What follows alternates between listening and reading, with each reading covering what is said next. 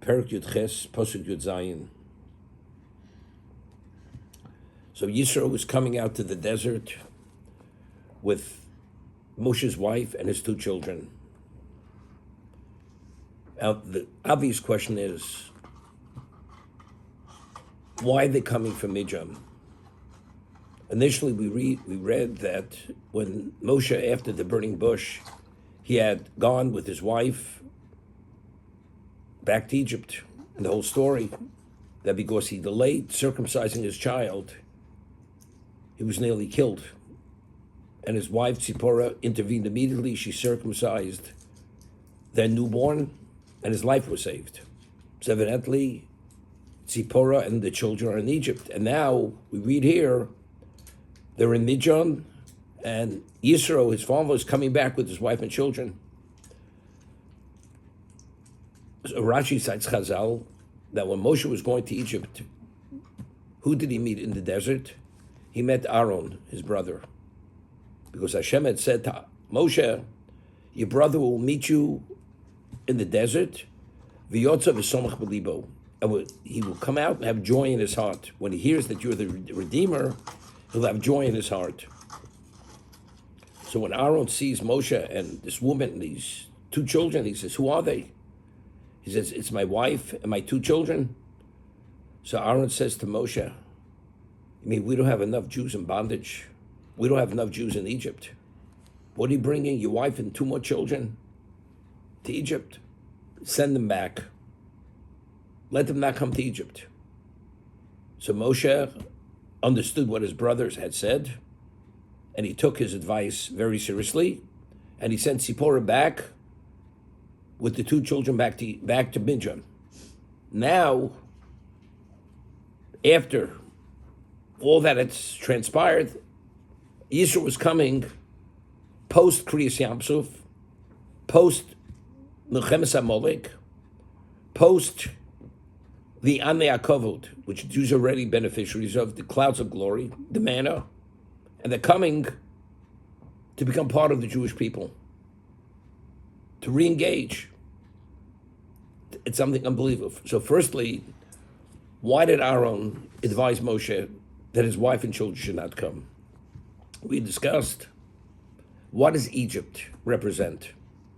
For instance, the Levium, they were in Egypt. The Levium, the Levites did not become idolaters. But nevertheless, they were exposed to that environment, which was the unadulterated level of evil.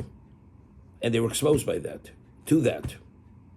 And they also had to witness and see Hashem's strong outstretched arm through the 10 Makos, the Kriyas Yamsuf, and everything that followed. Aaron says, we have enough Jews have been impacted and affected negatively by the impurity of Egypt. It's not a good idea they should come, that they should be actually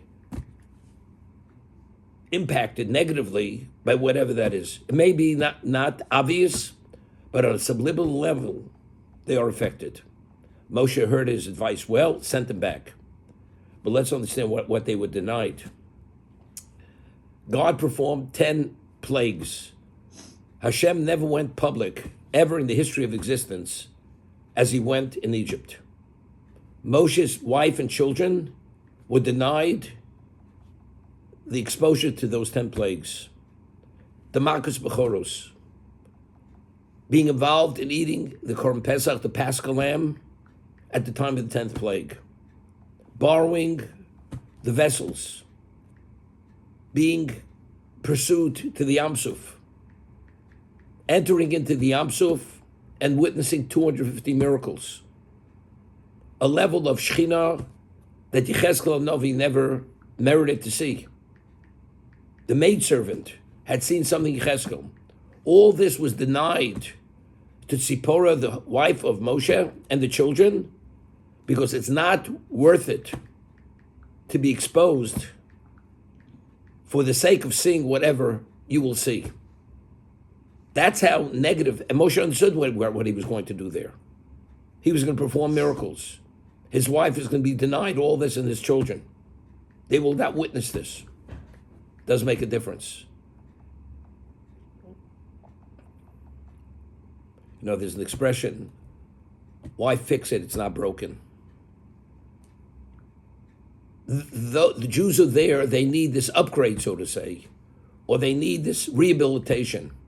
They need this expungement of evil because they've been impacted by evil. Your wife and children, never that, they shouldn't go there. But factually speaking, Tzipora and his children never witnessed the plagues and did not witness Kriyas Yamsuf. There's an argument in the Midrash, I think Alan mentioned the other day, whether Yisro came pre-Sinai or post-Sinai. So he came pre-Sinai, you say, okay, you missed Egypt, you missed the 10 plagues, you missed Kriyas Yamsuf.